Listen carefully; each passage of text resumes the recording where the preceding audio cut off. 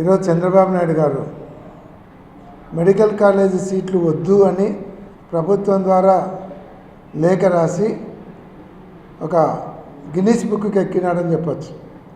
ఎందుకంటే దేశంలో ఏ రాష్ట్రానికైనా సరే మాకు మెడికల్ కాలేజీలు శాంక్షన్ చేయండి, మాకు ఇన్ని మెడికల్ సీట్లు కావాలని అన్ని ప్రభుత్వాలు అడుగుతుంటాయి. కానీ నేషనల్ మెడికల్ కౌన్సిల్ వాళ్ళు శాంక్షన్ చేసిన మెడికల్ సీట్లను కూడా వద్దని చెప్పినారంటే నిజంగా ఈ ముఖ్యమంత్రి గిన్నిస్ బుక్కి ఎక్కియాల్సిందే. భారతదేశంలో ఇంతవరకు ఏ రాష్ట్రంలో ఎక్కడ జరిగినటువంటి సంఘటన ఈరోజు ఆంధ్ర రాష్ట్రంలో జరిగింది. ఈ పోయిన సంవత్సరం జగన్మోహన్ రెడ్డి గారు 700 మెడికల్ సీట్లు తీసుకొని వచ్చి 5 మెడికల్ కాలేజీలు శాంక్షన్ చేసి ఈరోజు 700 మంది మెడికల్ స్టూడెంట్స్కు అవకాశాలు కల్పించినారు. మిగతా ఇప్పుడు ఈ 5 స్టార్ట్ అయినాయి, ఒక 5 మెడికల్ కాలేజీలు స్టార్ట్ అయినాయంటే ఈ సంవత్సరం కూడా మళ్ళీ 700 మందికి అవకాశం వస్తుంది. మిగతా అన్నీ కూడా 17 మెడికల్ కాలేజీలు స్టార్ట్ చేసినారంటే 1750 మంది మెడికల్ కాలేజ్ స్టూడెంట్స్ ఈరోజు మెడికల్ సీట్లు వచ్చేదానికి అవకాశం ఉంటుంది.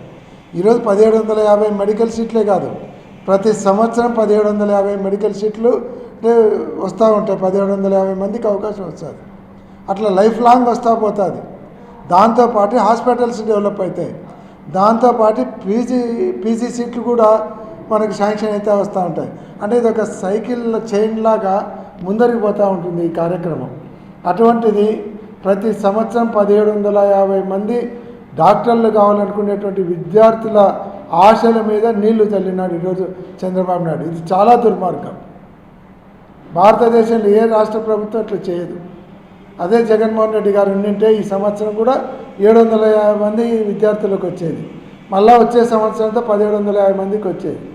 ఈరోజు కేవలం జగన్మోహన్ రెడ్డి గారికి పేరు రాకూడదని పెట్టాడు.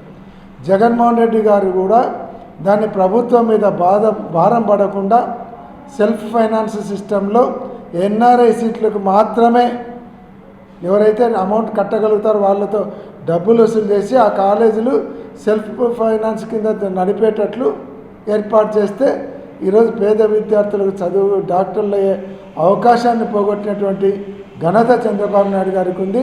ఇది ఆయనను గిన్నిస్ బుక్లో ఎక్కేయడమే కాదు, ఆయనకు సన్మానం కూడా చేయాలి. భారతదేశంలో ఎవరు ఇటువంటి కార్యక్రమాలు చేయలేరు.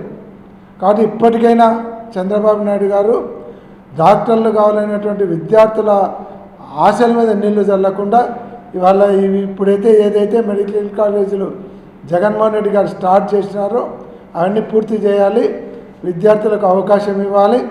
అందులో ఈరోజు బిల్డింగ్లన్నీ కూడా పూర్తి చేయడం జరిగింది. ఆల్మోస్ట్ కంప్లీషన్ స్టేజ్లో ఉన్నాయి. మాకు కర్నూలులో ఆదోని ఒకటి కంప్లీషన్ స్టేజ్లో ఉంది. అది ఈ సంవత్సరం జగన్మోహన్ రెడ్డి గారు వచ్చింటే అది మొదలయ్యేది.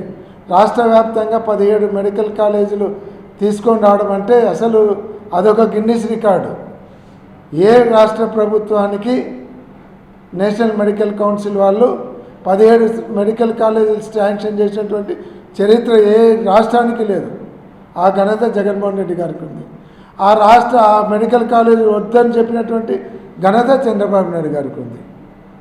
కాబట్టి ఈరోజు చంద్రబాబు నాయుడు గారు ఇప్పటికైనా మేల్కొని 17 మెడికల్ కాలేజీని ప్రభుత్వ ఆధ్వర్యంలో నడిపించాలి. మీరు ఏదైతే అన్నీ కూడా ప్రభుత్వం తరపునే అన్ని మెడికల్ సీట్లు ఇస్తామని ఎన్నికల ముందు ఇచ్చేటువంటి హామీని నిలబెట్టుకోవాలి. లేదంటే విద్యార్థుల ఆగ్రహానికి బలి కావాల్సి వస్తుంది. ఇది చాలా దుర్మార్గమైనటువంటి ఆలోచన.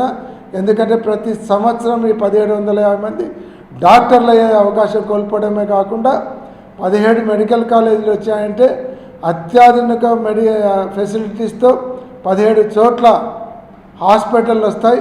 అక్కడ ఉన్నటువంటి పేద ప్రజలు వైద్యం పొందేటువంటి అవకాశాన్ని కూడా మీరు పోగొడుతూ ఉన్నారు. కాబట్టి చంద్రబాబు నాయుడు గారు వెంటనే ఏదైతే ఆయన రాసినటువంటి దాన్ని డ్రాప్ చేసుకొని 17 మెడికల్ కాలేజీ ప్రభుత్వ ఆధ్వర్యంలో మెడికల్ సీట్లు ఇచ్చేదానికి ఆయన ముందరికి రావాలి.